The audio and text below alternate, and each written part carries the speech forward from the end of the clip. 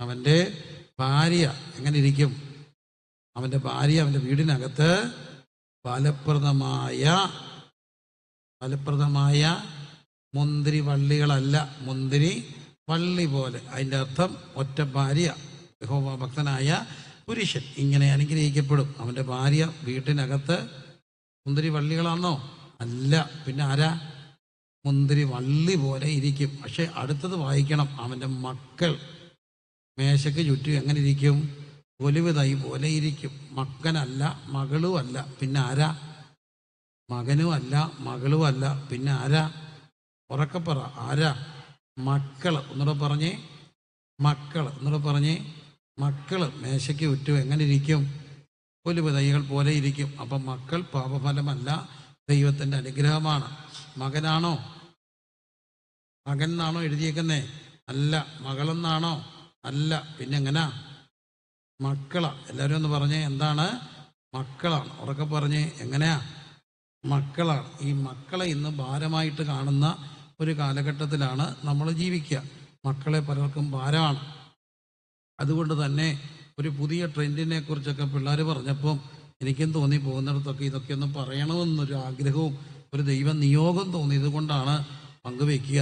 ഇപ്പോഴത്തെ ഒരു പുതിയ ട്രെൻഡാണ് ഡിങ്കം എന്നൊക്കെ പറയും. എന്ന് കഴിഞ്ഞാൽ ഡ്യുവൽ ഇൻകം, നോ കിഡ്സ്. രണ്ടുപേരും അധ്വാനിക്കുന്നു. ഈ IT ഫീൽഡിലും നല്ല ജോലിയൊക്കെ കിട്ടുന്നവർക്ക് നല്ല ശമ്പളം, 2-3 ലക്ഷം രൂപ ശമ്പളം. അങ്ങനെ രണ്ടുപേരും ജോലി ചെയ്യും. പക്ഷെ അവർക്ക് ആരെ വേണ്ട? No kids. ആരെ വേണ്ട? പിള്ളേരെ വേണ്ട. പിന്നെ അവരിങ്ങനെ അടിച്ച് പൊളിച്ച് തകർത്ത് ലോകം മുഴുവൻ ടൂറൊക്കെ ചെയ്ത്, ടൂറൊക്കെ പോകാൻ പിള്ളേർ തടസ്സമല്ലേ? അതുകൊണ്ട് ഇങ്ങനെ കറങ്ങി തിരിഞ്ഞ് അവസാനം മരിക്കും. ഇത്രയൊക്കെ ഉള്ളൂ. അപ്പം പിള്ളേർ വേണ്ടാന്ന് പറയുന്നിടത്താണ് നമ്മുടെ അമ്മമാർക്ക് വാഴ്വ്. ഇടയ്ക്ക് ഒരു കൊച്ചെൻ്റെ അടുത്ത് വന്നിട്ട് പറഞ്ഞു, എനിക്ക് കല്യാണം കഴിക്കണം, പക്ഷേ പിള്ളേർ വേണമെന്ന് പറയുന്നവനെ കെട്ടണ്ട, പ്രസവിക്കണ്ട, ഇഷ്ടമില്ല. നീ അഥവാ പ്രസവിച്ചാലും ഒന്നിൽ കൂടുതലൊക്കത്തില്ല, ഒന്നേ ഒക്കത്തുള്ളൂ. അപ്പം ഞാൻ അവളോട് ചോദിച്ചു, നീ എത്രാമത്തെയാണ്? ഞാൻ 3-ാമത്തെയാണ്.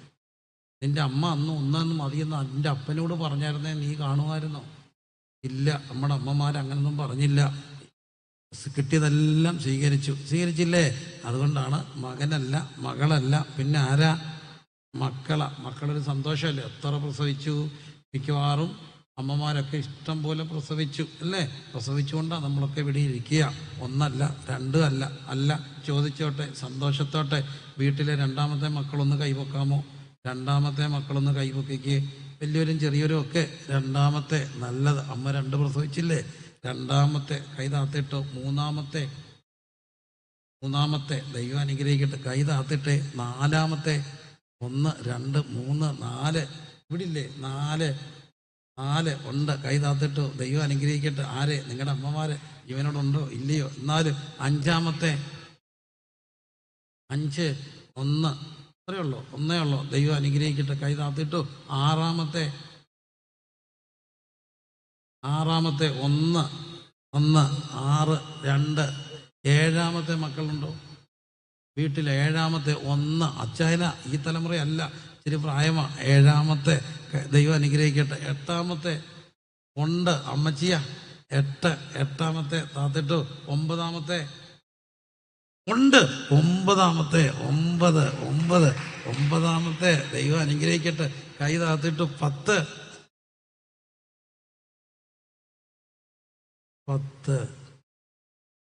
ഇല്ല. 10 ആരും ഇല്ല. 11 ഉണ്ട്. 10 ബിജു പമ്പാവാലി 10. 11-ാമത്തെയാ ബിജു പദർ. അയ്യോ, അമ്മ 10 കൊണ്ട് നിർത്തിയായിരുന്നെ ഈ പാട്ടുകാരൻ ഉണ്ടാവുമായിരുന്നു. 11. ആ അമ്മക്ക് 11-ാമത്തേതാണ് ഈ പാട്ടുകാരൻ കിട്ടിയത്. 10 മതിയെന്ന് വെച്ചായിരുന്നെങ്കിൽ, 8 മതിയെന്ന് വെച്ചായിരുന്നെങ്കിൽ ഈ സരിഗമയൊക്കെ. എൻ്റെ ദൈവമേ, ഞാൻ പഠിപ്പിച്ചൊരു വിദ്യാർത്ഥിയാണ് കേട്ടോ, എൻ്റെ പ്രിയപ്പെട്ട വിദ്യാർത്ഥിയാ. അപ്പം കണ്ടോ, നോക്കിയേ, 11. 12 ഉണ്ടോ? പോട്ടെ. 12 മക്കളെ പെറ്റൊരമ്മേ നിന്റെ മക്കളിൽ പോട്ടെ. അപ്പം 12 ഇല്ല. ഓക്കെ, എന്നാലും 11 പ്രസവിച്ചു ഇല്ലേ? വാഴ്വ് കൊടുക്കണം. ആർക്ക്? ആ അമ്മമാർക്ക്. എനിക്കൊരാഗ്രഹമുണ്ട്, ഇങ്ങനെ ഒത്തിരി പ്രസവിച്ച അമ്മമാരെ കൊണ്ടൊന്ന് ആദരിക്കണം. കാരണം എന്നാന്ന് ചോദിച്ചാൽ അവർ ജീവിതത്തിൻ്റെ സുഖവും എല്ലാം. എനിക്കാണെങ്കിൽ 3, 4 ഉണ്ടായപ്പോൾ എന്തോ ബഹളമായിരുന്നറിയാം. ആശുപത്രി ചെന്നപ്പോളേ എല്ലാവരും എത്രാമത്തെ, 4-മത്തെ, നിർത്തിയോ? ഇല്ല. ഉടനെ കമൻറ്റ്, പ്രസവിച്ചാൽ പോരെ, ഞങ്ങൾ ദശാംശം തരുന്നതുകൊണ്ടല്ലേ ജീവിക്കുന്നത് വരെ പറഞ്ഞവരുണ്ട്. ചിലവൊന്നും ഇല്ലല്ലോ, നമ്മുടെ നാട്ടുകാരുടെ കാശുകാരല്ലേ പിള്ളേരെ വളർത്തുന്ന വരെ പറഞ്ഞവരുണ്ട്. ആശുപത്രി കിടക്കുക, തൂക്കാൻ വന്ന സൗകര്യം ചോദിച്ചു, എത്രാമത്തെയാ? 4-മത്തെയാ. നിർത്തിയോ? ഇല്ല. ചൂലും തിരിച്ചു പിടിച്ച് അവരങ്ങ് ചെന്നു. നോക്കേട് നോക്കിക്കോണേ, ദൈവ അറിയാം. പെട്ടെന്ന് ഇടിപ്പ് കൂടി, ഡോക്ടർ വന്നു, നേഴ്സ് വന്നു, അതൊക്കെ തൂക്കിയിട്ടു. സന്ദർശകരെ അനുവദിക്കുന്നതല്ലെന്ന്. ഒറ്റ കുറ്റം. എത്ര പ്രസവിച്ചു? 4. എന്നാലും 11 ബിജു പമ്പാവലിയുടെ അമ്മ. എൻ്റെ ദൈവമേ, അമ്മയ്ക്കൊക്കെ പുണ്യപ്പെട്ട അമ്മയല്ലേ. അപ്പം നോക്കൂ, അതുകൊണ്ടല്ലേ ഈ മോനുണ്ടായത്. ക്രൈസ്തവ കൈരളിയുടെ അനുഗ്രഹീതമായ ഗായകൻ ഏതാ? ഇന്ന് സത്യത്തിൽ ഇന്ന് ഈ പാട്ടുകാരില്ല. നിങ്ങൾ ശ്രദ്ധിച്ചിട്ടുണ്ടോ? പാട്ടുകാരുണ്ടോ? ഇല്ല. ഉള്ളതെല്ലാം വർഷിപ്പാ. കൂട്ടത്തിൽ പാട്ടും വെള്ളത്തിൽ പൂട്ടുക. പണ്ടായിരുന്നു ഈ പാട്ടുകാരുള്ളത്. മനുഷ്യ ജീവിതത്തിൻ്റെ ക്ഷണികതയെക്കുറിച്ച് പറയുന്ന അനുഗ്രഹിക്കപ്പെട്ടൊരു ഗാനം ഇപ്പോൾ കുമാരൻ സഹോദരൻ നമുക്ക് വേണ്ടി പാടുന്നു. ശ്രദ്ധയോടെ കേൾക്കാം. എവിടെങ്കിലും കേൾക്കാനുണ്ടോ? ഇല്ല. പരസ്യോത്തിന് പോയാലും വർഷിപ്പാ. പാട്ടുകാർ വേണ്ടേ? പാട്ടുകാരില്ലെന്നുള്ളതാണ് നമ്മുടെ ഒരു ഒരപജയ. സത്യമല്ലേ ഞാൻ പറഞ്ഞേ? മറ്റേ എല്ലാ കൺവെൻഷൻ്റെ ആദ്യം പാട്ടുകാരാണ്. ആദ്യത്തെയൊക്കെ ആൾക്കാർ വരുന്നതിന് മുമ്പ് നമ്മുടെ പിള്ളേർക്കെല്ലാം ഓരോ അവസരം കൊടുക്കും. കുമാരി, കൊച്ചു പെണ്ണ് പാടും, കൊച്ചു പിള്ളേർ പാടും. ആൾ വന്ന് തുടങ്ങുമ്പോഴത്തേന് ആരാകും? നല്ല നല്ല പാട്ടുകാരാകും. അപ്പോൾ ആദ്യം ഒരാൾ ഇൻട്രൊഡക്ഷൻ പറയും. എന്തിനെക്കുറിച്ച്? അത് നല്ല സാഹിത്യത്തിലാണ് പറയുക. ആ പാട്ടൊക്കെ അന്തരീക്ഷങ്ങളൊക്കെ ഇന്ന് പോയി ആകെപ്പാടെ മിക്കപ്പാറും ഒരു പാട്ട് കേൾക്കുക സ്വത്രാഴ്ചയ്ക്ക് മാത്രമാണ്. അതൊഴിച്ച് പാട്ടുകളില്ല. എല്ലാവരും ഒന്നിച്ച പൊക്കോട്ടെ, എൻ്റെ വിഷയം അതല്ല. എന്നാലും എന്നെ കേൾക്കുന്ന പ്രിയപ്പെട്ട സഹോദരങ്ങളെ നോക്കൂ, 2 കൊരിന്ത്യർക്ക് എഴുതിയ 1 അങ്ങനത്തെ ഇന്നുകൊണ്ടാണ് നാം ചിന്തിക്കുക. അപ്പം മക്കൾ പാപഫലമല്ലെങ്കിലും മക്കൾക്ക് എന്ത് സ്വഭാവം ഉണ്ടായെന്നറിയാമോ? പാപത്തിന് ശേഷം മക്കളുണ്ടായത് കൊണ്ട് എന്തുണ്ടായി? പാപ സ്വഭാവം ഉണ്ടായി. അത് മനുഷ്യനെ കൊണ്ട് എന്ത് ചെയ്യിപ്പിച്ചു? പാപം ചെയ്യിപ്പിക്കാൻ തുടങ്ങി. 2, പാപം വർദ്ധിക്കുന്നത് കണ്ടപ്പോൾ ദൈവം നിയമം കൊണ്ടുവന്നു. അതാണ് മോശ വഴി കൊടുത്ത നിയമം. മോശ വഴി കൊടുത്ത നിയമത്തിൻ്റെ പ്രത്യേകത, ഞാനല്ലാതെ തന്നെ ദൈവങ്ങൾ നിനക്ക് ഉണ്ടാകരുത്, രൂപങ്ങളെ ആരാധിക്കരുത്, അപ്പനെ അമ്മയും ബഹുമാനിക്കണം, മോഷ്ടിക്കരുത്, വ്യഭിചരിക്കരുത്, കള്ളസാക്ഷ്യം പറയരുത്. 10 കൽപ്പനകൾ. ആ കൽപ്പനകളും അതിൻ്റെ ഉപകൽപ്പനകളും നിയമം കൽപ്പന കൊടുത്തു. ഒറ്റ ഉദ്ദേശത്തിനാ. കൽപ്പന ലംഘിച്ചാൽ എന്ത് കിട്ടും? ശിക്ഷ കിട്ടും. കിട്ടത്തില്ലേ? കൽപ്പന ലംഘിച്ചാൽ ശിക്ഷ കിട്ടും. ഏത് കൽപ്പന ലംഘിച്ചാലും ശിക്ഷ കിട്ടും. ഉദാഹരണം, മനുഷ്യൻ്റെ ശരീരം ദൈവത്തിൻ്റെ മന്ദിരമാണ്. നിന്റെ മന്ദിരം നശിപ്പിക്കുന്നവനെ ഞാൻ എന്ത് ചെയ്യും? നശിപ്പിക്കും. മനുഷ്യൻ കുടിച്ചപ്പോൾ ശിക്ഷ കിട്ടി. അതാണ് കരള് പോയത്. വലിച്ചു, മന്ദിരത്തെ നശിപ്പിച്ചു. അപ്പോൾ എന്ത് കിട്ടി? ശ്വാസകോശാർബുദം. 3, നിന്റെ വാ കൊണ്ട് എന്നെ സ്തുതിക്കണം. നിന്റെ വായ നീ വിസ്താരത്തിൽ തുറക്ക. അതിനകത്ത് ശംഭു ഇട്ടു, കിട്ടി ശിക്ഷ. എന്താ? വായില് ക്യാൻസർ. അപ്പം ഏത് തെറ്റ് ചെയ്താലും എന്ത് കിട്ടും? ശിക്ഷ കിട്ടും. കിട്ടത്തില്ലേ? കിട്ടും. ദൈവം മനുഷ്യനോട് പറഞ്ഞു, മുഖത്തെ വേർപ്പോടെ നീ എന്ത് ചെയ്യണം? ഉപജീവനം കഴിക്കണം. മനുഷ്യൻ വേർത്തില്ല. പണ്ടെല്ലാം മനുഷ്യരും വേർത്തിട്ടേ കഴിക്കത്തുള്ളായിരുന്നു. രാവിലെ അച്ഛൻ എഴുന്നേറ്റ് അയ്യത്തൊന്ന് പോകും, എന്തെങ്കിലുമൊക്കെ ഒന്ന് ചെയ്യും, വേർത്തും. പശുവിനെ ഒന്ന് അഴിച്ചു കെട്ടുവോ തീറ്റുവോ ഒക്കെ ചെയ്യും. അമ്മ വന്നു അടുപ്പിൽ നിന്ന് ചാരം വാരി വെള്ളം വെച്ചു. പിന്നെ നേരെ മുറ്റത്തിറങ്ങി മുറ്റം മുഴുവൻ എന്ത് ചെയ്യും? തൂക്കും. വേർത്തിട്ട് കഴിച്ചു. കുഴപ്പമൊന്നുമില്ല. ഇരുന്നാഴി അറിയണ്ട ചോറുണ്ടാലും ഒരു കുഴപ്പമില്ല. ഇന്നത്തെ പിള്ളേർക്ക് എന്തോ വേണ്ട? ചോറ് വേണ്ട. എല്ലാത്തിനും ഡയബറ്റിക്കാ, ശിക്ഷയാ. വേർക്കാതെ കഴിച്ചപ്പം കിട്ടിയ ശിക്ഷയുടെ പേരാണ് എന്ത്? ഡയബറ്റിക്. പ്രഷർ പറയുന്നില്ല. എളിയവനും ഉണ്ട് ഇച്ചിരി, പ്രാർത്ഥിച്ചോണേ. ഇച്ചിരിയുണ്ട്. ശിക്ഷയാ, കിട്ടിയതാ. വേർക്കുക. ഡോക്ടർമാരായ ഡോക്ടർ എല്ലാം പറയുന്നത് പാസ്റ്റേ കൈവീശി എന്ത് ചെയ്യണം? നടക്ക്. എന്തോ ചെയ്യാനാ? വന്ന് കിടക്കുമ്പോൾ ഒരു രാത്രി സമയമാവും, നേരം വെളുത്ത് പിന്നെ എഴുന്നേക്കാൻ പാടാ. എന്നാലും എന്നെ കേൾക്കുന്ന പ്രിയമുള്ളവരെ, നടക്കാനൊക്കെ ഇഷ്ടമാണേലും നടക്കത്തില്ല. എന്നാലും ആകെ സമാധാനമുള്ള ഒറ്റ കാര്യത്തിനാ നടക്കാൻ പോയ സുഹൃത്തിനെ വണ്ടി ഇടിച്ച് ചത്തുവെന്ന് കേട്ടപ്പോൾ എനിക്കങ്ങ് സന്തോഷമല്ല, സങ്കടമായി. അവൻ നടന്നില്ലായിരുന്നെങ്കിൽ ഒരു 10-65 വയസ്സ് വരെ ജീവിച്ചേനെ. വണ്ടി ഇടിക്ക് പോവോ? ഇല്ല. ഞാനും പോയി നടക്കാൻ. രാത്രി പട്ടി കടിച്ചു. അതോടുകൂടി ഞാനും പരിപാടി കുറച്ചു. പട്ടി കടിച്ചെന്ന് പിന്നെ നടക്കാൻ പോയപ്പം അപ്പോൾ നടക്കാതെ പോയാൽ ഒന്നീ പട്ടി അല്ലെ വണ്ടി, ഏതായാലും വേർത്തില്ലെങ്കിൽ ശിക്ഷ. കണ്ടോ മനുഷ്യനായ മനുഷ്യരല്ല, നിയമം ലംഘിച്ചപ്പോൾ എന്തോ കിട്ടി? ശിക്ഷ കിട്ടി. അപ്പം തമ്പുരാൻ നിയമം കഠിനമാക്കി. അതിൻ്റെ പേരാണ് ശാപം എന്ന് പറയുക. എന്താ ശാപം? ശിക്ഷ നമുക്കാ, ശാപം ആർക്കാ? ശിക്ഷ നമുക്കാ, ശാപമോ? പറഞ്ഞേ, വിശ്വാസികളല്ലേ? ശാപമോ ആർക്ക് വരുന്ന? നമുക്ക് വരുന്നതിൻ്റെ പേരല്ല ശാപം. നമ്മൾ തൊട്ട് എങ്ങോട്ട് പോകും? താപ്പോട്ട്. എത്ര തലമുറ? മിനിമം എത്ര തലമുറയ്ക്ക് വരാം? 4 തലമുറ. മിനിമം 4 തലമുറ. എന്തിനാ 4 തലമുറ എന്ന് പറയാൻ കാര്യമുണ്ട്. മാക്സിമം ഒരു ആയുസിൽ എത്ര തലമുറ വരെ കാണാം? നമ്മളെ മക്കളുടെ മക്കള് മാക്സിമം എന്തുകൂടെ കാണാം? അവരുടെ മക്കൾ. അപ്പോൾ എത്ര തലമുറയായി? 4 തലമുറ. 4 തലമുറ വരെയൊക്കെ മനുഷ്യൻ കാണത്തുള്ളൂ. അപ്പോൾ അതുകൊണ്ടാണ് മനുഷ്യയുടെ മക്കൾ, മാക്കീരിൻ്റെ മക്കൾ ജോസഫിൻ്റെ മടി വളർന്നു എന്നുണ്ട്. ഇയ്യോബ് മക്കളെയും മക്കളുടെ മക്കളെയും, അങ്ങനെ എത്ര തലമുറ? 4 തലമുറ. ഇയ്യോബ് അവസാനിപ്പിക്കുന്നത് അങ്ങനെയാണ്. അപ്പോൾ 4 തലമുറ വരെ ശാപം വരുമെന്ന് പറയാൻ കാര്യം ശപിക്കാനല്ല. മക്കൾക്ക് ദോഷം വരുന്നതൊന്നും എന്ത് ചെയ്യരുത്. മക്കൾക്ക് ദോഷം വന്നാൽ എങ്ങനെ ശാപം വരാം? ദുർമന്ത്രവാദം, കൂടോത്രം, കൊണ്ടിക്കൂടോത്രം, താൽക്കാലിക രക്ഷയ്ക്ക് വേണ്ടി അന്യദൈവാരാധനകളും കൊണ്ടിക്കൂടോത്രങ്ങളൊക്കെ ചെയ്താൽ എന്ത് വരാം? ശാപം വരാം. കൊണ്ടിക്കൂടോത്രം അപ്പുറത്തുള്ളവരെ ഓടിക്കാനാ ശാപം വരുത്താം. 2, അധാർമികമായ ലൈംഗിക ജീവിതം ശാപം വരുത്താം. ജീവിതത്തിൻ്റെ കുടുംബ ബന്ധങ്ങൾക്ക് പുറത്ത് മറ്റ് ബന്ധങ്ങളിലേക്ക് പോയ ലൈംഗിക പാപങ്ങൾ, ശാപങ്ങൾ വരുത്താം. എന്താ കാര്യം ചോദിച്ചാൽ, ഒരു ഭാര്യ ഒരു ഭർത്താവിൻ്റെ അവകാശം, ഭർത്താവ് ഭാര്യയുടെ അവകാശം. അവൻ്റെ ഭാര്യയെ വേറൊരുത്തൻ വളച്ചാൽ, അവളുടെ ഭർത്താവിനെ വേറൊരുത്തനും വളച്ചാൽ അവൾ ഉള്ളുരുകി പ്രാകും, മുടിഞ്ഞു പോകും, തല ഇടുത്തീ വെട്ടും. ജീവിതത്തിൽ ഗുണം വരത്തില്ലടി, കുറച്ചേക്കും. കാരണം കൂടാത്ത ശാപം എന്ത് ചെയ്യത്തില്ല? ഏക്കത്തില്ല. അവളെ വളച്ചിട്ട് ശാപം ഏൽക്കുകയും ചെയ്യും. ഏക്കത്തില്ലേ? വല്ലവൻ്റെ കെട്ടിയവൻ്റെ ഭാര്യയെ അടിച്ചുകൊണ്ട് പോയിട്ട് സൂഹിക്കാമെന്ന് ചിന്തിക്കരുതേ. തകരും, അവൾ പ്രാകും. അല്ല പിന്നെ അവൾ ഫ്രീ ആയിട്ട് തരണം, കൊണ്ടുപോക്കുമെന്നും പറഞ്ഞുകൊണ്ട്. അങ്ങനെ തരുമോ? ഇല്ല. എത്ര മോശം അന്നേലും തരുമോ? ഇല്ല. അപ്പോൾ എന്തോ പറ്റുമെന്ന്? ശാപം വരും. ഈ ശാപമെല്ലാം മനുഷ്യകുലത്തിൽ വരും. പിന്നെന്തോ വരുമെന്നറിയാമോ? അവരെന്നെ പീഡിപ്പിക്കുന്നത് എന്ത് വരുത്താം? ശാപം വരുത്താം. പാവങ്ങൾ, വിധവ, അനാഥൻ എന്ത് വരുത്താം? ശാപം വരുത്താം. കേൾക്കാമല്ലോ പുറകില്, അനാഥൻ, വിധവ, ഇതൊക്കെ അവരെ പീഡിപ്പിച്ച എന്ത് വരുത്തും? ശാപം. സത്യമാണ് കേട്ടോ. അനാഥരെ പീഡിപ്പിച്ച ശാപം വരും. ശാപം വരും. ഒരു എനിക്കറിയാവുന്ന അനാഥയായ ഒരു സഹോദരി ജോലിക്ക് നിൽക്കുക കേട്ടോ. അനാഥയായ ഒരു സഹോദരി ജോലിക്ക് നിൽക്കുക. കഴിക്കാൻ വന്ന വീട്ടിലെ ഒരു കാരണവര് എന്തോ ഇഷ്ടപ്പെടാതെ ഇതിനെ 2 തുപ്പും ആ കഴിച്ചതെടുത്ത് ഒരു എറിഞ്ഞിട്ട് പോയി. താണ്ട് കടക്കേന്ന് എഴുന്നേറ്റിട്ടില്ല. ഒറ്റ തെന്നി അടിച്ചൊരു വീഴ്ച.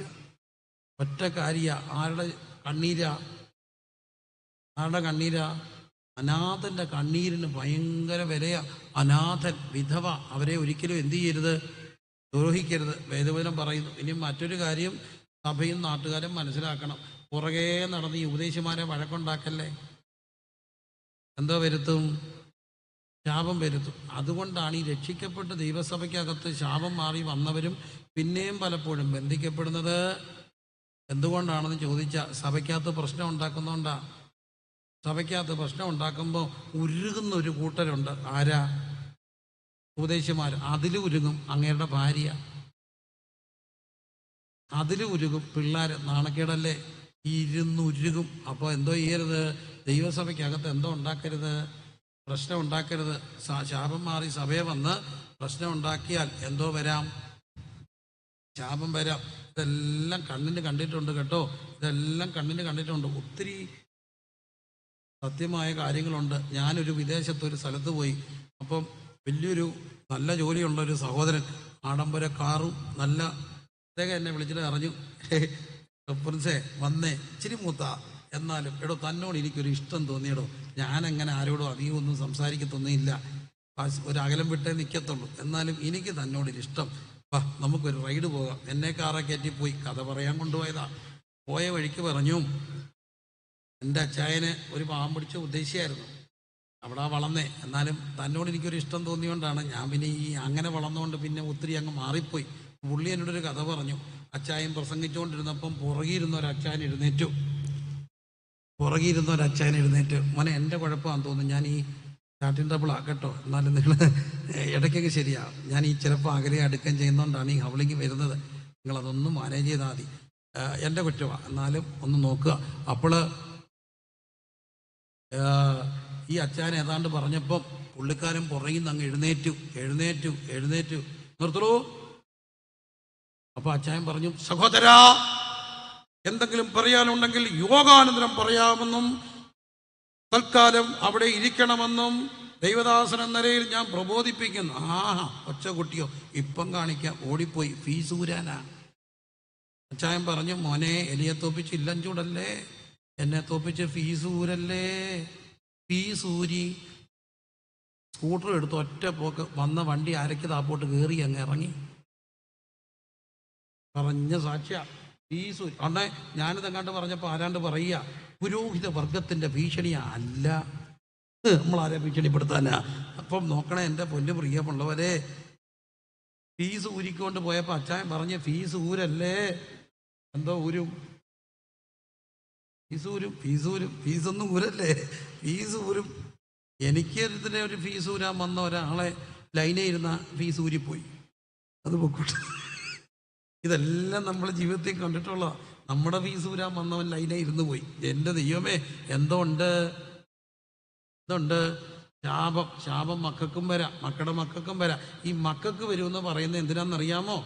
മക്കളെല്ലാം കേൾക്കണം, മക്കൾ കേൾക്കണം. കുറേ ഇടയ്ക്കൊക്കെ കാണും, വണ്ടിയെല്ലാം ഒരു കുഞ്ഞേ ഉള്ളൂ, ഇവിടെയൊക്കെ കാണുമല്ലോ. ഈ മക്കൾക്കൊന്നും മനസ്സിലാകാത്ത ഒരു കാര്യമുണ്ട്. എൻ്റെ അപ്പനും അമ്മയും ഒക്കെ ജീവിക്കുന്ന ആർക്ക് വേണ്ടിയാന്ന്? മക്കൾക്ക് വേണ്ടിയാ. ഇതുങ്ങൾക്കിത് അറിയത്തില്ല കേട്ടോ, ഇതുങ്ങൾക്കിത് അറിയത്തില്ല. അവർ ജീവിക്കുന്നത്, അവർ ചിന്തിക്കുന്ന അപ്പനും അമ്മയ്ക്ക് ഇഷ്ടമില്ലെന്നാ. നല്ല അടി വെച്ച് തന്നാണ്ടല്ലോ, രാത്രി വന്ന പാടെ തൊടും, എന്നിട്ട് കരയും, തൂക്കും. നിനക്ക് ഒന്നും ഇഷ്ടമാന്ന്. അല്ല, നിന്നെ അടിച്ചിട്ട് നമ്മളങ്ങ് സുഖമായിട്ട് കൊടുത്തല്ലോ എന്നും പറഞ്ഞൊരു കിടന്നുറങ്ങാം. അത് പോലീസുകാർ, നമ്മളതല്ല. നമ്മളൊരടി കൊടുത്ത സങ്കട ആണോ? നല്ല അടി കൊടുത്ത രാത്രി ഉറക്കം വരത്തില്ല. തണുത്ത് കിടക്കുന്ന കണ്ടാൽ നമ്മുടെ ചങ്ക് പൊളിയും ചെയ്യും. എന്നാലും വേണ്ട എന്ന് വെച്ചാലും മേടിച്ചുകൊണ്ട് പോകും. അത് വേറൊരു കാര്യം, എരന്ന് മേടിക്കുകയും ചെയ്യും ഇതുങ്ങൾ. എന്നാലും പൊക്കോട്ട്, അടിക്കുന്ന സന്തോഷം കൊണ്ടാണോ? അല്ല. അപ്പോൾ അപ്പനും അമ്മയും ജീവിക്കുന്ന ആർക്ക് വേണ്ടിയാ? മക്കൾക്ക് വേണ്ടിയാ. മക്കൾക്ക് ദോഷം വരുന്ന കാണുമോ? ഇല്ല. പക്ഷെ ഈ മക്കളോ, അതുങ്ങൾക്ക് ഇതറിയത്തില്ല. അവളോർക്കുന്നത്, അവനോർക്കുന്നത് 18 എല്ലാം ആയെന്ന പച്ച ഇറങ്ങിപ്പോയി. ഉപ്പാപ്പൻ എന്നെ വിളിച്ചു പോയി. ഞാൻ പറഞ്ഞു, പേടിക്കാതെ. എത്ര വയസ്സായി? +2 കയറിയുള്ളൂ. 17 വയസ്സ്. ആണോ? പേടിക്കരുത്, ബഹളം വെക്കരുത്, നാട്ടുകാരെ അറിയിക്കരുത്, പാപി കളയരുത്. ഞാൻ ഇടപെടാം. ഇതൊക്കെ വഴിയുണ്ട്. പോലീസ് സ്റ്റേഷനിൽ ഞാൻ കേസ് കൊടുത്തുവെച്ചോളാം. ആരെ അറിയിക്കാതെ രണ്ടിനെയും പൊക്കിക്കൊണ്ട് വരാം. എന്നിട്ടോ അപ്പോൾ അവർ ചോദിക്കുക, എത്ര വയസ്സായി? 18 വയസ്സ്. കോടതി കൊണ്ടുവരും, ഇടപെടാം, ചേംബറിൽ കൊണ്ടുവരാം. കോടതി ആരും അറിയത്തില്ല എത്ര വയസ്സായി. 18 വയസ്സ്. പക്ഷേ മര്യാദയ്ക്ക് പോയി 18 ആകുമ്പം വാ, അതുവരെ നമ്മുടെ കൈ കിട്ടും. 6 മാസം മതി, ഞാൻ കെട്ടഴിച്ചോളാം. ഉറപ്പാ. കൈ കിട്ടിയാൽ കെട്ടഴിക്കും. മിക്കവാറും കെട്ടൊക്കെ അഴിയും കേട്ടോ. എങ്ങനെയാണെന്നറിയാമെന്ന് ചോദിച്ചാൽ അങ്ങനെയൊക്കെ അഴിക്കും, എങ്ങനെങ്കിലുമൊക്കെ അഴിക്കും. അത് വേറെ കാര്യം. ഏതായാലും ഇച്ചിരി കഴിഞ്ഞപ്പോൾ അപ്പാപ്പൻ വിളിച്ചു പറഞ്ഞു, ഇന്നലെ 18 ഇന്നലെ 18 വീട്ടുകാർ ഓർത്തില്ല. പക്ഷെ ആർക്കറിയാം? ചെറുക്കനും പെണ്ണും 18 നോക്കിയിരിക്കുക. 18 കൊണ്ട് എല്ലാം തികഞ്ഞെന്ന് നിന്നോട് ആരാ പറഞ്ഞേ? 18 അന്ന് ഇറങ്ങിപ്പോയ ഒരു പെങ്കൊച്ച് അതിനത് അടിച്ച് ബഹളം വെച്ച് പോയതാ. ഞാൻ കേട്ടു. അത് 3 മാസം ഗർഭിണിയായിരിക്കുമ്പോൾ അവൾ മരിച്ചുപോയി. അപ്പൻ്റെ അമ്മയുടെ കണ്ണീരാ. എന്തോ വരും ശാപം. ഞാനിതിനകത്തൊക്കെ ഇടപെട്ട കേട്ടോ. നമുക്കൊരു പ്രശ്നമുണ്ട്, മനുഷ്യൻ്റെ സങ്കടം കാണുമ്പോൾ ഇടപെട്ടു പോകും. ചിലപ്പോഴും തീരുമാനിക്കുകയും ഇല്ലെന്ന്. എന്നാലും മനുഷ്യൻ്റെ സങ്കടം കാണുമ്പോഴൊക്കെ പുറകെ പോകണ്ടേ, പോവും. എന്നാലും എൻ്റെ പ്രിയരെ, ഇതൊക്കെ കാണുമ്പോൾ ഓർത്തോണം, അപ്പനും അമ്മയും ആർക്ക് വേണ്ടിയാണ് ജീവിക്കുന്നേ?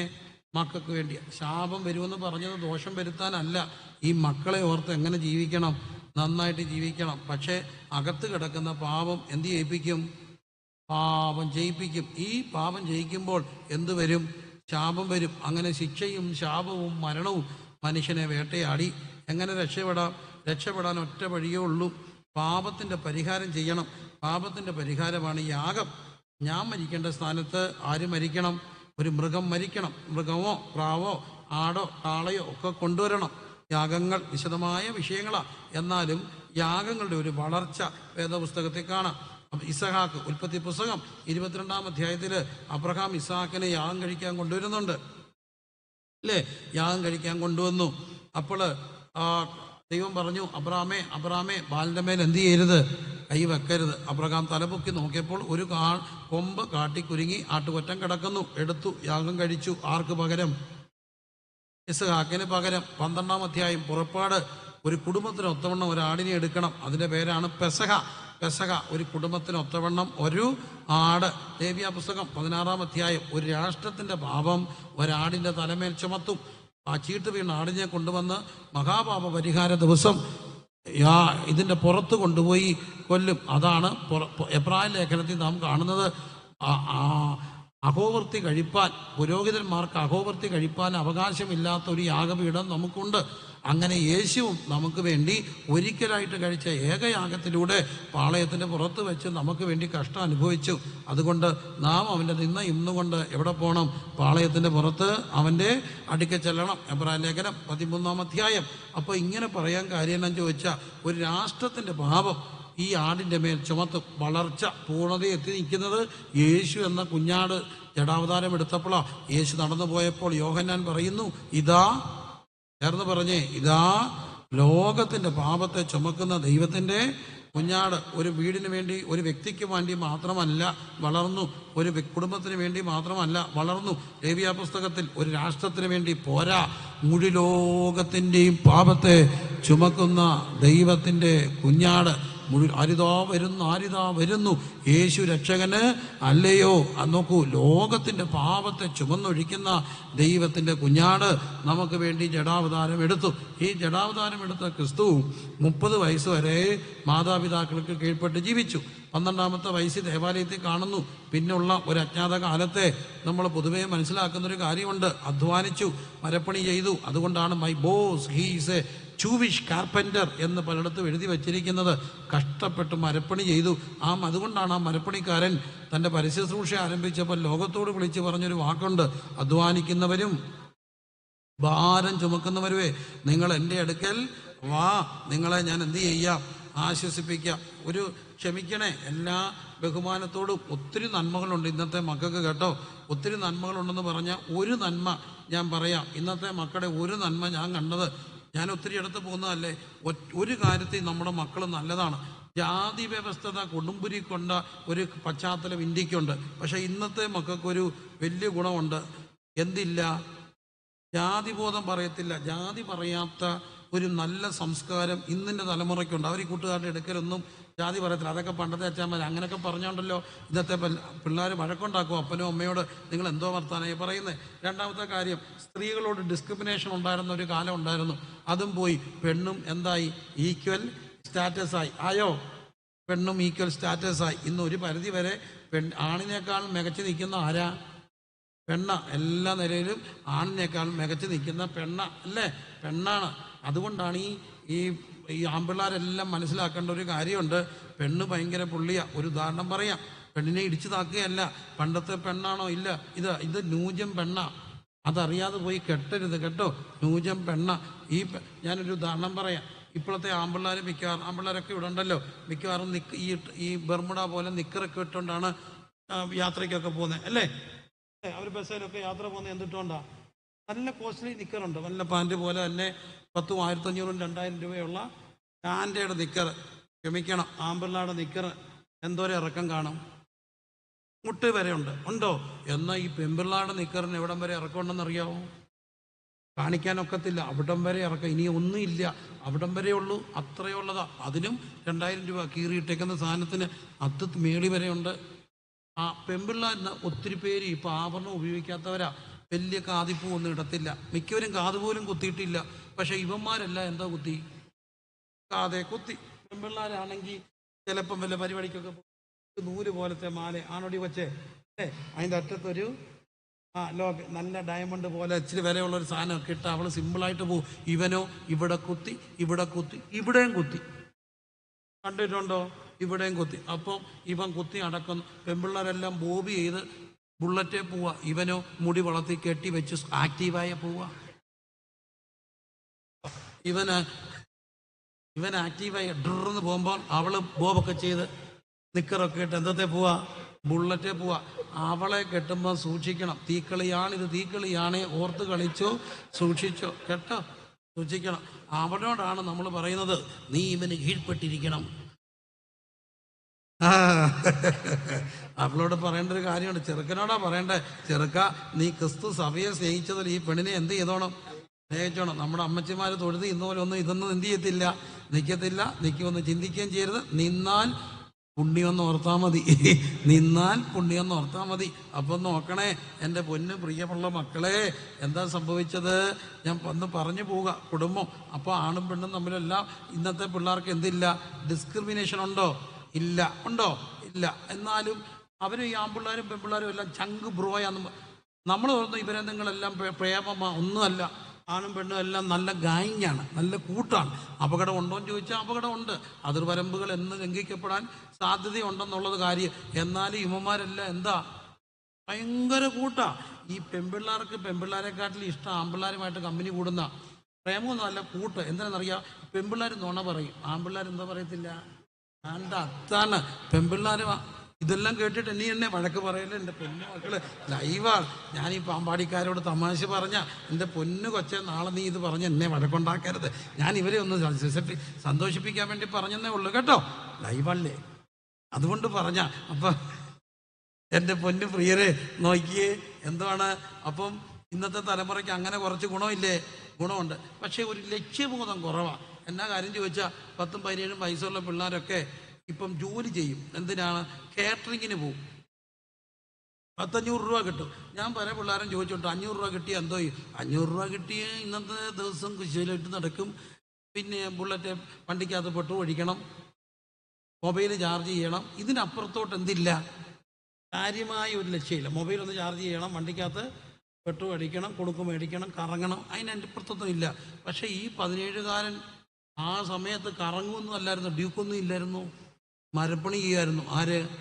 യേശു. മരപ്പണിക്കാരനെ വലിച്ച് ഭാരം ചുമന്നു, വീട് നോക്കി.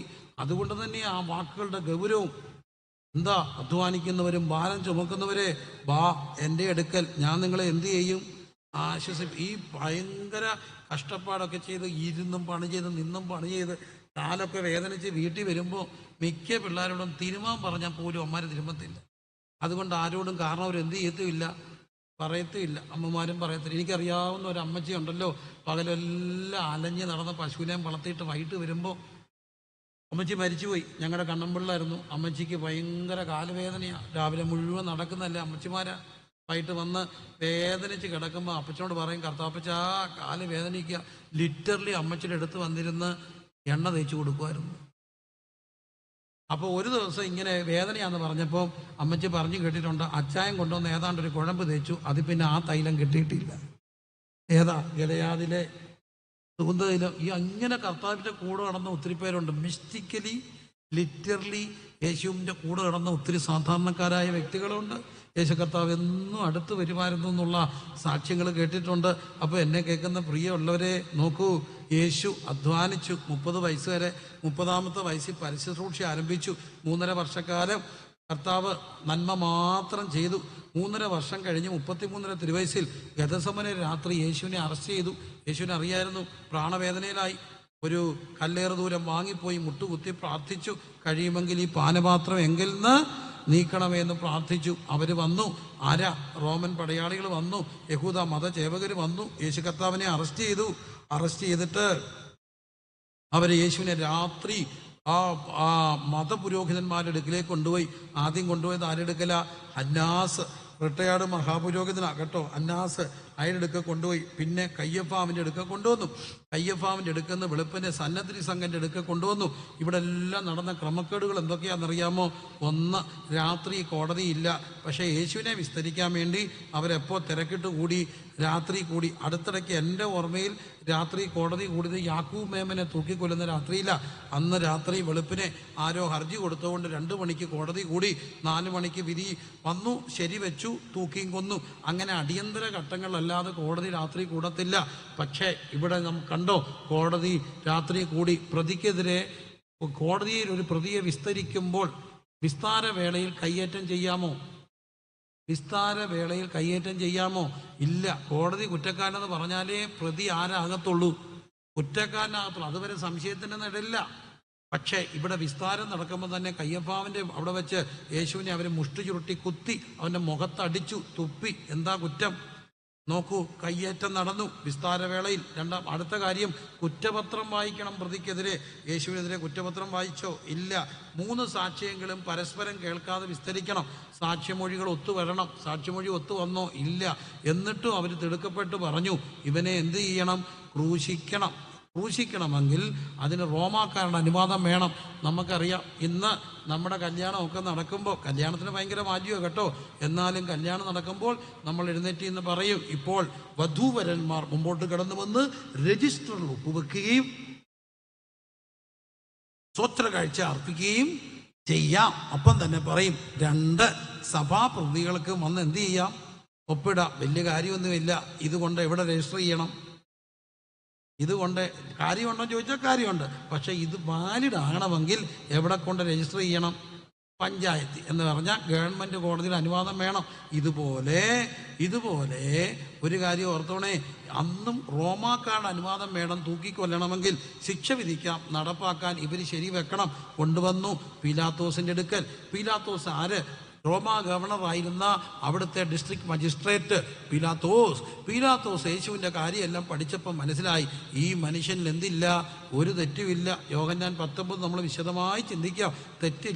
തെറ്റില്ലാത്തത് കൊണ്ട് എങ്ങനെയെങ്കിലും രക്ഷപ്പെടണ്ടേ. അതിനിടയ്ക്ക് പീലാത്തോസിൻ്റെ ഭാര്യ ക്ലൗഡിയ, അവർക്കൊരു സ്വപ്നം കിട്ടി, ഇവൻ നീതിമാനാ, ഇവൻ്റെ കാര്യത്തിൽ എന്ത് ചെയ്യരുത്? ഇടപെടരുത്. കത്ത് കൊടുത്ത് വിട്ടു.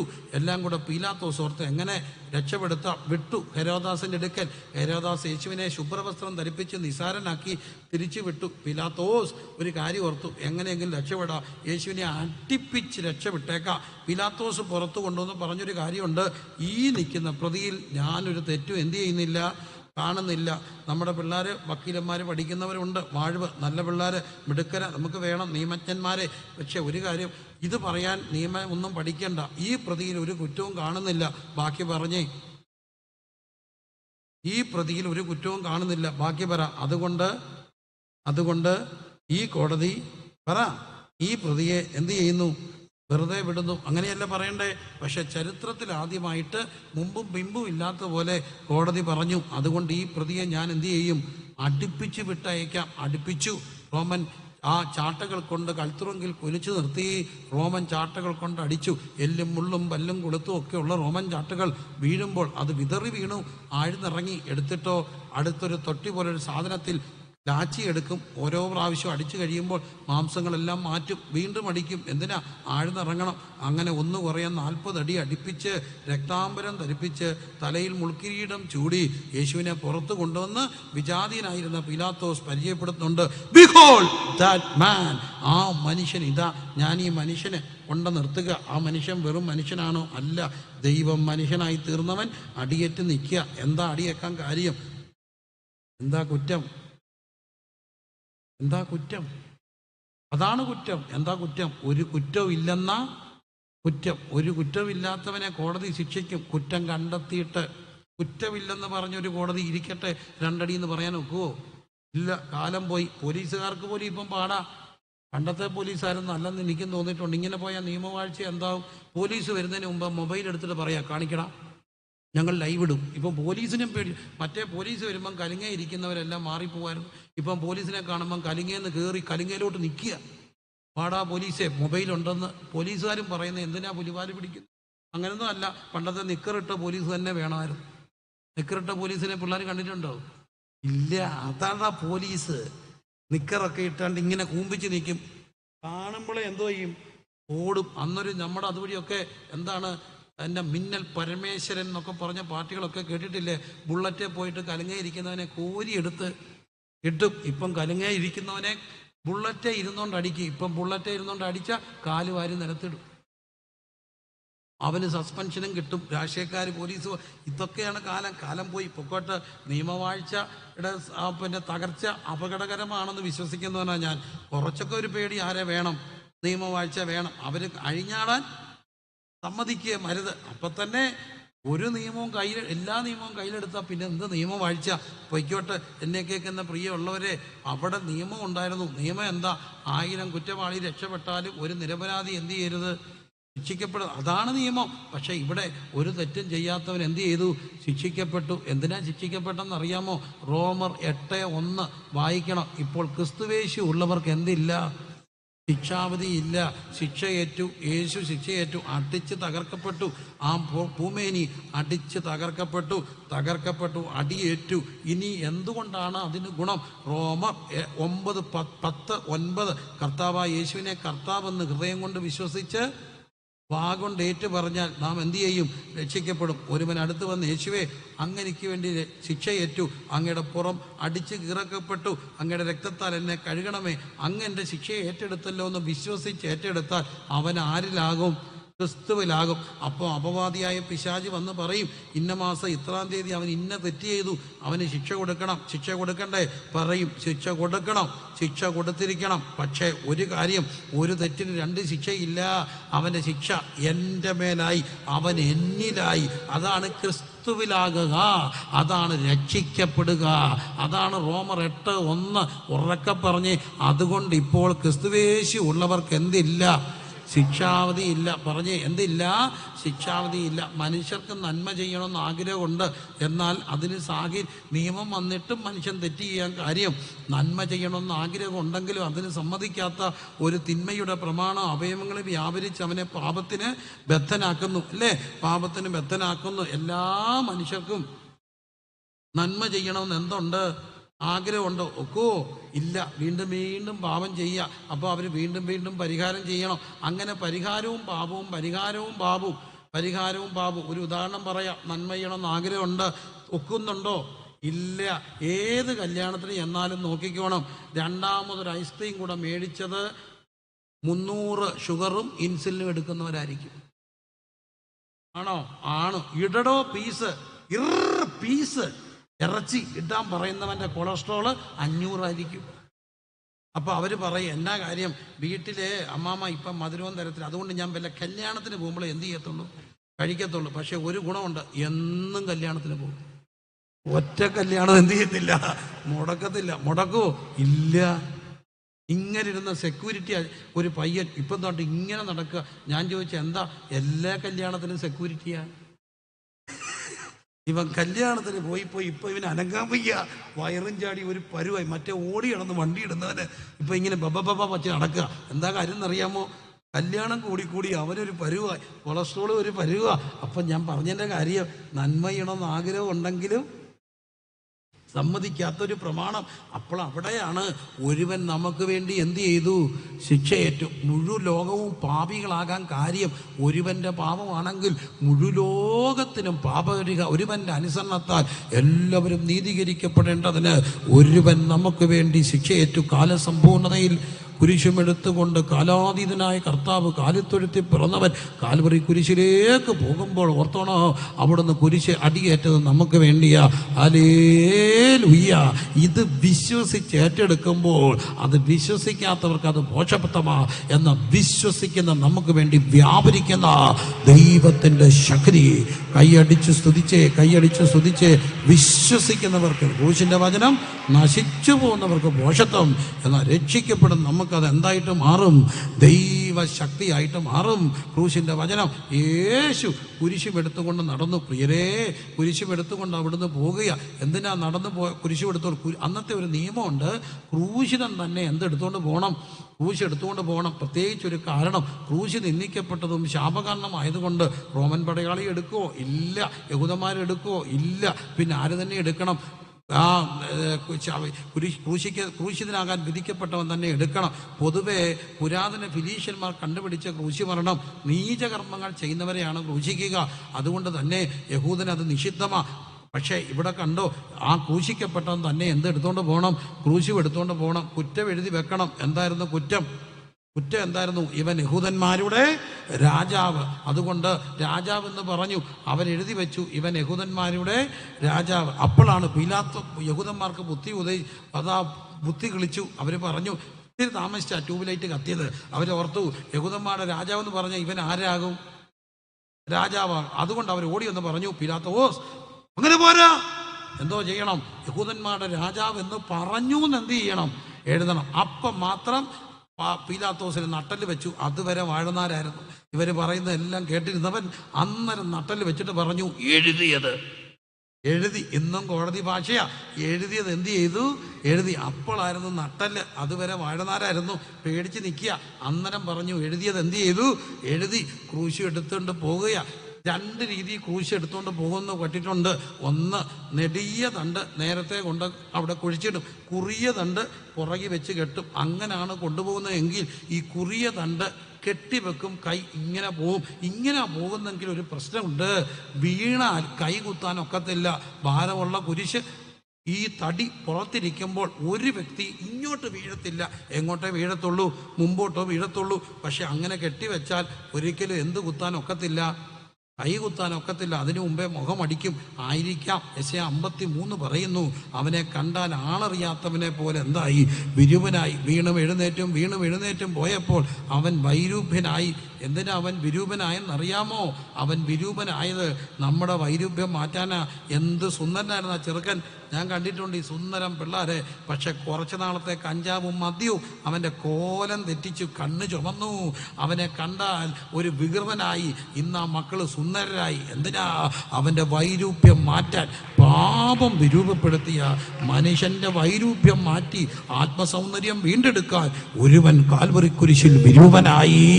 രാവിലെ എഴുന്നേറ്റ് കുടിച്ചില്ലെങ്കിൽ വിറയ്ക്കുന്നവൻ ഇന്ന് പുസ്തകം പിടിച്ചുകൊണ്ട് ദൈവവചനം പ്രസംഗിക്കുന്ന ഒറ്റ കാര്യം കൊണ്ടാ ക്രൂശിന്റെ വചനം നശിച്ചു പോകുന്നവർക്ക് പോഷത്വമാ എന്ന് രക്ഷിക്കപ്പെടുന്ന നമുക്ക് അത് ദൈവശക്തിയാകും. ദൈവശക്തി.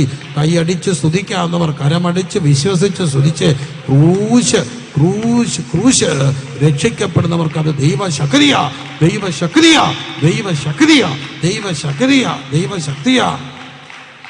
Hallelujah, hallelujah. അതുകൊണ്ടാണ് ഇന്ന് ക്രൈസ്തവരുടെ സിമ്പൽ എവിടെയും എന്താണ്? ക്രൂശ. നമ്മൾ ക്രൂശിനെ ആരാധിക്കത്തില്ല, പക്ഷെ ക്രൂശിക്കപ്പെട്ടവനെ നമ്മൾ പ്രസംഗിക്കും, ഉള്ളി വഹിക്കും. എന്തിന്? എനിക്ക് സങ്കടം തോന്നാറുണ്ട്. കുരിശുമിട്ട ആ ചിത്രങ്ങളൊക്കെ കുരിശിട്ട പിള്ളേരെ പലപ്പോഴും സിനിമയ്ക്കകത്ത് ഗുണ്ടയായിട്ടും വലിയ തെമ്മാടിയായിട്ടൊക്കെ ചിത്രീകരിക്കുമ്പോൾ ക്രൂശിനോട് ചെയ്യുന്ന അപരാധമാണ്. ക്രൂശ് തെമ്മാടിയാക്കുന്ന അല്ല. ക്രൂശ് കൈ വിറയ്ക്കുന്നവനെ, കടാരി എടുക്കുന്നവനെ മാറ്റം വരുത്തുന്ന ഒന്നേ ഉള്ളൂ. പാപം വൈരൂപ്യപ്പെടുത്തിയ മനുഷ്യന്റെ വൈകൃതം മാറ്റി ആത്മസൗന്ദര്യം തിരികെ കൊടുക്കുവാൻ വൈരൂപ്യപ്പെട്ട ഒരുവനുണ്ട് കാലസമ്പൂർണതയിൽ. ഹല്ലേലൂയ, ഹല്ലേലൂയ, ഹല്ലേലൂയ, ഹല്ലേലൂയ, ഹല്ലേലൂയ. യേശു കുരിശെടുത്തുകൊണ്ട് പോവുകയാണ്. അതിനു മുമ്പ് പീലാത്തോസ് ഒരു വലിയ നാടകം കളിച്ചു. ഒന്ന്, അടുപ്പിച്ചിട്ട് വിട്ടയക്കാം. എന്നിട്ടും അവർ ക്രൂശിക്കണമെന്ന് സംതൃപ്തപ്പെടാതെ ക്രൂശിക്കണമെന്ന് ആവശ്യപ്പെട്ടപ്പോൾ പീലാത്തോസ് ഒരു കാര്യം ചെയ്തു. ഒരു വഴിയൂടെ നോക്കി രണ്ടുപേരെ ഒന്നിച്ച് നിർത്തി. ഒന്നാരാ? ബറബാസ്. ആര്?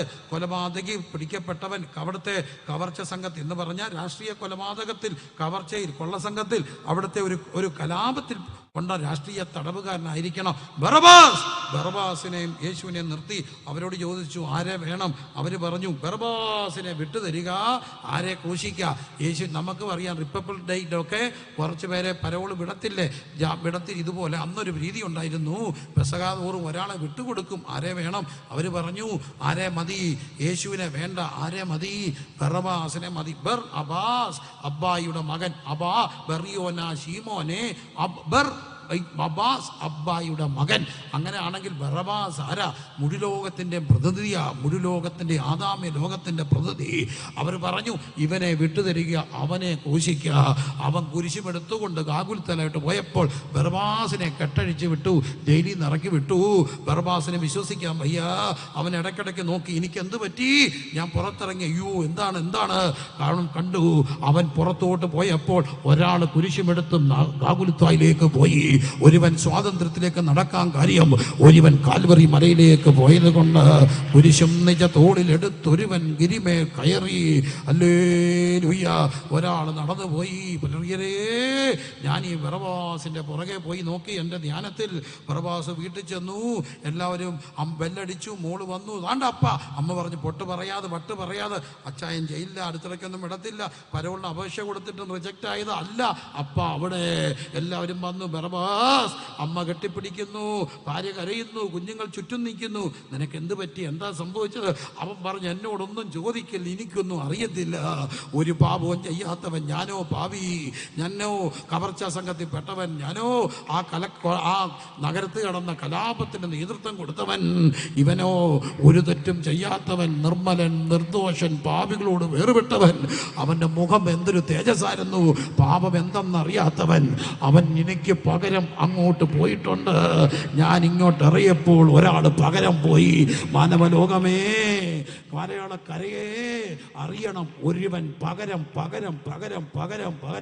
അതുകൊണ്ടാ ഹല്ലേലൂയ, നിനക്ക് ഈ വേദന വരുത്തി വെച്ച നീച നാനല്ലയോ, ഞാനോ മഹാഭാവി, എനിക്ക് പകരം ഒരുവൻ പോയി. അയ്യോ, ഞാൻ അരിഷ്ട മനുഷ്യൻ.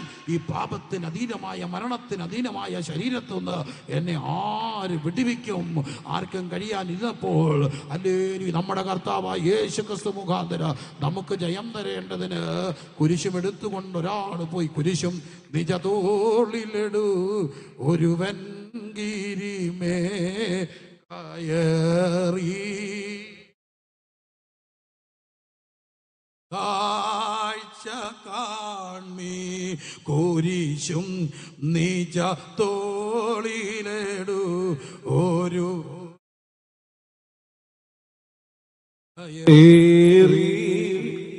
പോകുന്ന കാഴ്ച കാൺ. അവനീശസുതൻ മഹിമോന്നതന, അവനീശ്വരൻ അതിവന്ദിതന, അവനീശസുതൻ മഹിമോന്നതന,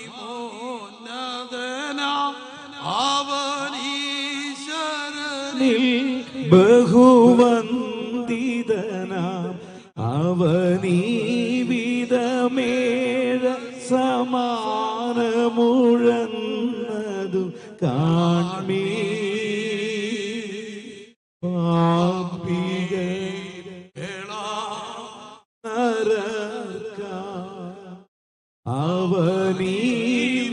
അവനീവിധമേഴ സമാനമുഴന്നതു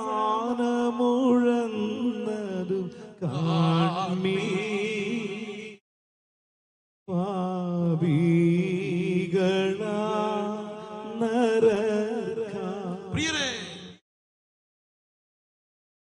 എന്തിനാ കുരിശെടുത്തുകൊണ്ട് പോയത്? നമുക്ക് പകരം ഒരുവൻ നടന്നു പോയി. ഈ രാത്രി ആ കാഴ്ച കാരണം ക്രൂശിൻ്റെ വചനം നശിച്ചു പോകുന്നവർക്ക് പോഷത്വമാ, എന്ന രക്ഷിക്കപ്പെടുന്നവർക്ക് വേണ്ടി അത് ദൈവശക്തിയായിട്ട് മാറും. We preach Christ crucified. Yeshu 2 കള്ളന്മാരെ നടുവിൽ ക്രൂശിച്ചു. എന്തിനാ 2 കള്ളന്മാരെ നടുവിലിട്ടത്? നടുക്ക് കിടക്കുന്നവനെ പടത്തിലൊക്കെ ശ്രദ്ധിച്ചിട്ടുണ്ടോ? ഇച്ചിരി കിളന്നാ കിടക്കുന്ന കണ്ടിട്ടുണ്ടോ? ഇവിടെ നോക്കിയിട്ടുണ്ടോ? കിളന്ന. എന്തിനാ നടുക്ക് കിടക്കുന്നവൻ പെരുങ്കള്ളനാണെന്ന് കാണിക്കാനാ നടുക്കിട്ടത്. പക്ഷെ അവർക്കറിയാതെ പോയ ഒരു കാര്യമുണ്ട്, അവൻ്റെ സ്ഥാനം എപ്പോഴും നടുക്ക. ആകാശത്തിനും ഭൂമിക്കും നടുക്ക്, ദൈവത്തിനും മനുഷ്യർക്കും നടുക്ക്. ഹല്ലേലൂയ. 2-3 പേർ എൻ്റെ നാമത്തിൽ കൂടിയാൽ അവരുടെ നടുക്ക്. ഹല്ലേലൂയ. ഏക മധ്യസ്ഥൻ, നിത്യപിതാവ്, ഏക മധ്യസ്ഥൻ. ഹല്ലേലൂയ. തീർന്നില്ല. യഹൂദന്മാരെ പേടിച്ച് ശിഷ്യന്മാർ വാതിൽ അടച്ചിരിക്കെ ആ വാതിൽ തുറക്കാതെ യേശു താനും അവരുടെ നടുവിൽ നിന്നുകൊണ്ട് നിങ്ങൾക്ക് സമാധാനം എന്ന് പറഞ്ഞവൻ. ഹല്ലേലൂയ. ചരിത്രത്തെ 2ആയി വിഭജിച്ചവൻ, AD എന്നും BC എന്നും തിരിച്ചുകൊണ്ട് ചരിത്രത്തിന്റെ നടുവിൽ നിൽക്കുന്ന ചരിത്ര പുരുഷനായ ക്രിസ്തു, അവിടുത്തെ സ്ഥാനം മധ്യത്തിലാണ്. 2 കള്ളന്മാരുടെ നടുവിൽ. രണ്ട് കള്ളന്മാരുടെ നടുവില് യേശു ക്രൂശിക്കപ്പെട്ടു. പ്രിയരെ, ക്രൂശിതൻ ക്രൂശി കിടന്നുകൊണ്ട് പറഞ്ഞ മൊഴികൾ, ക്രൂശിൻ്റെ വചനം, നശിച്ചു പോകുന്നവർക്ക് മോക്ഷത്വം, രക്ഷിക്കപ്പെടും നമുക്ക് എന്താ ദൈവശക്തിയാ. 7 മൊഴികളാ പറഞ്ഞത്. എന്താ 7 മൊഴികൾ? ഒന്ന് പറഞ്ഞത് എന്താ? പിതാവേ, ഇവർ ചെയ്തത് എന്തെന്നറിയാൽ ഇവരോട് എന്ത് ചെയ്യണം? ക്ഷമിക്കണം. എന്താ അർത്ഥം? മനുഷ്യരുടെ ഏറ്റവും വലിയ പ്രശ്നം എന്താണെന്നറിയാമോ? അവനവനോട് തന്നെ ക്ഷമിക്കാൻ കഴിയാത്തതാ. ഞാൻ എത്ര പേരെ കണ്ടിട്ടുണ്ട്. അതിന് കാരണം ഞാനാ. ഈ മനുഷ്യനോട് പലപ്പോഴും ക്ഷമിക്കാൻ കഴിയും. ആരോട്? അവരവരോട്. ചില അബദ്ധങ്ങളിൽ നമ്മൾ പെട്ടുപോയാൽ, നമ്മുടെ കയ്യബദ്ധത്തിൽ ഒരാൾ മരിച്ചാൽ, ഞാൻ കേൾക്കാൻ ഇഷ്ടപ്പെടാത്ത എന്നാലും വായിച്ചിട്ടുള്ള ഒരു സംഭവം പലപ്പോഴും മനസ്സിൽ ഭയങ്കര വിഷമം തോന്നിച്ചിട്ടുണ്ട്. പണ്ടത്തെ കാലം ദീർഘദൂര ട്രെയിൻ യാത്രയ്ക്ക് മലഞ്ചെരുവിലൂടെ നിർത്താതെ പോകുന്ന ട്രെയിൻ യാത്രയിൽ ഒരു സഹോദരൻ പോവുകയാ. ഭാര്യ മരിച്ചു പോയ സഹോദരൻ 2 പിഞ്ചു കുഞ്ഞുങ്ങളുമായിട്ട് പോവുകയാ. ആ പോകുന്ന യാത്രയിൽ ഒരു കുഞ്ഞിന് പനി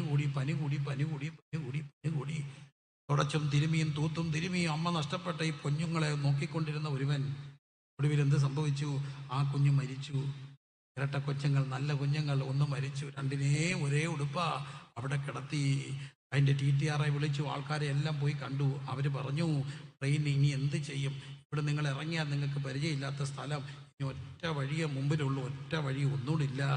എല്ലാവരുടെയും സാന്നിധ്യത്തിൽ കാര്യം ചെയ്യും. മരിച്ചുപോയ കുഞ്ഞിനെ അടുത്ത് വരുന്ന ഒരു നദിയുണ്ട്, പാലം, എറിഞ്ഞേക്ക്, അല്ലെങ്കിൽ ട്രെയിൻ ഇനിയും ചെല്ലുമ്പം കുഞ്ഞ് ശവം പഴുത്ത് വീർക്കും. മോർച്ചറി സംവിധാനം ഒന്നും ഈ ട്രെയിനിലില്ല. നിങ്ങൾ എന്ത് ചെയ്യും?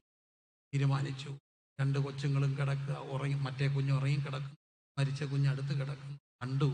കൺകുളിർക്ക് കണ്ടു. ചുംബനം കൊടുത്തു, എറിഞ്ഞു, തിരിച്ചു വന്നു. നോക്കിയപ്പോഴാ മനസ്സിലായത് ഉറങ്ങിക്കിടന്ന കുഞ്ഞിനെ എറിഞ്ഞത് മരിച്ച കുഞ്ഞിനെ അല്ല.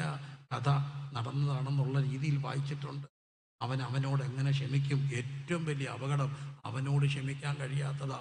എന്നാൽ അവനവനോട് പോലും ക്ഷമിക്കാൻ കഴിയാത്ത മനുഷ്യന് ക്ഷമ കിട്ടാൻ ഒരു സ്ഥലമുണ്ട്. ക്രൂശ്. ക്ഷമിച്ചു എന്നൊരു വാക്കാണ് ഇന്ന് മനുഷ്യന് പറയാത്തത്. ഒരു ഗ്ലാസ് ഭാര്യയുടെ കയ്യിൽ നിന്ന് പൊട്ടിയാൽ എന്തോരു ബഹളമാ! പൊട്ടിച്ചില്ലേടി, മുടിപ്പിച്ചില്ലേടി. ഒരു ഗ്ലാസിൻ്റെ പേരിൽ നിർത്തിയ അമ്മച്ച് തുടങ്ങും, അമ്മച്ച് നിർത്തിയ അങ്ങേര് തുടങ്ങും. ഒരു ഗ്ലാസ്സാ പൊട്ടിയത്. അതിൻ്റെ പൊന്നു പ്രിയരെ, ഈ ഗ്ലാസ് പൊട്ടിയില്ലെങ്കിൽ നമ്മുടെ കടക്കാരൻ അവിടെ എങ്ങനെ ജീവിക്കും? നിങ്ങൾ പൊട്ടിക്കണം ഗ്ലാസ്, എന്നാലേ കടക്കാർക്ക് ജീവിക്കാനൊക്കത്തു. വേണ്ടേ? ആയല്ലേ? 6 ജോഡി ക്രിസ്റ്റൽ ഗ്ലാസ്. ഒരെണ്ണം പൊട്ടിയാലേ ഇവൻ പിന്നെ എന്ത് മേടിക്കത്തുള്ളൂ. നമ്മളാ ഈ പല ടൈപ്പ് വെക്കുന്ന. വലിയ വീട്ടുകാരൊക്കെ ഒരേ ടൈപ്പേ വെക്കത്തുള്ളൂ. ഒന്ന് പൊട്ടിയാലും മാറ്റും, അടുത്ത മേടിക്കും. അല്ല, ഈ ഗ്ലാസ് കടക്കാരൻ എങ്ങനെ ജീവിക്കും? അതുകൊണ്ട് എല്ലാവരും ഇടയ്ക്ക് പൊട്ടിക്കണ്ടേ? ഈ ധർമ്മം ആർക്കറിയത്തില്ല, ഞാനറിയത്തില്ലേ? കാറൊക്കെ ഇടയ്ക്ക് മാറണ്ടേ, പഴയണ്ടേ? ഇത് മേടിച്ചപ്പം പോലെ ഇരുന്നാൽ എങ്ങനെ കാറുകാരൻ ജീവിക്കും? പഴയതായതല്ലേ പുതിയത് മേടിക്കത്തുള്ളൂ. അല്ലെങ്കിൽ അത് പ്രശ്നമല്ലേ? പോട്ടെ, ക്ഷമിക്കാത്ത മനുഷ്യർ. പക്ഷെ ഏത് മനുഷ്യനും ക്ഷമ കിട്ടുന്ന ഒരിടമുണ്ട്, കാൽവറി കുരിശ. രണ്ടാമത് എന്താ പറഞ്ഞേ? ഇന്ന് നീ എന്നോട് കൂടെ എവിടെ ഇരിക്കും? പർദീസയിരിക്കും. എന്താ ക്രൂശിൻ്റെ വചനം? പർദീസയിരിക്കും. അവൻ മരിക്കാൻ പോവുകയാ.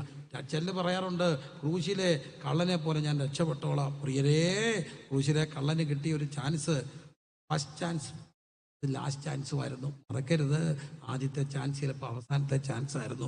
പക്ഷേ ഒരു കാര്യം ക്രൂശ് പറയുന്നുണ്ട്, നീ ഇന്നും ലേറ്റ് ആയിട്ടില്ല. മോചനം ആർക്കും സാധ്യമാ.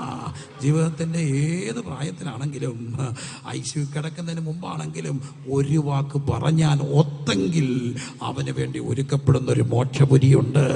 ഇന്നും മനുഷ്യൻ ലേറ്റ് ആയിട്ടില്ല. ഈ രാത്രി എന്നെ കേൾക്കുന്ന പ്രിയരേ, പ്രായത്തിൻ്റെ ഏത് പടവുകളിലാണ് നിൽക്കുന്നതെങ്കിലും കർത്താവിൻ്റെ വചനം ഇന്ന് രാത്രി കേൾക്കുമ്പോൾ, ഞാൻ പാപി, എന്നെ രക്ഷിക്കണേ എന്ന് പറഞ്ഞാൽ ഇന്നും തുറന്നു കിടക്കുന്ന നിത്യതയുണ്ട്. എന്താ പറയുക? ഇന്ന് നീ എന്നോട് കൂടെ പർദീസയിരിക്കും. You are not too late. ആരും താമസിച്ചിട്ടില്ല. അതുകൊണ്ട് മെരീബിയിലെയും മസാനാളിനെ പോലെ ഹൃദയത്തെ കഠിനമാക്കാതെ അകത്തേക്ക് വരണം. മൂന്നാമത്തെ ഒരു കാര്യമുണ്ട്. കർത്താവ് കുനിഞ്ഞ് താഴോട്ട് നോക്കിയിട്ട് പറഞ്ഞു. എന്താ പറഞ്ഞേ? ഇതാ നിന്റെ അമ്മ എന്ന് പറയുകയാണ്. യോഹന്നാനെ നോക്കി പറഞ്ഞു, ഇതാ നിന്റെ അമ്മ എന്ന് പറഞ്ഞു, അമ്മയോട് പറഞ്ഞു, ഇതാ നിൻ്റെ മകൻ. അവർ സ്വന്തം അമ്മയും മോനുമാണോ? അല്ല, വകയിൽ ബന്ധമാ. പക്ഷേ അമ്മയും മോനുമാണോ? അല്ല. ക്രൂശ് കൊടുക്കുന്ന വലിയൊരു സന്ദേശമുണ്ട്.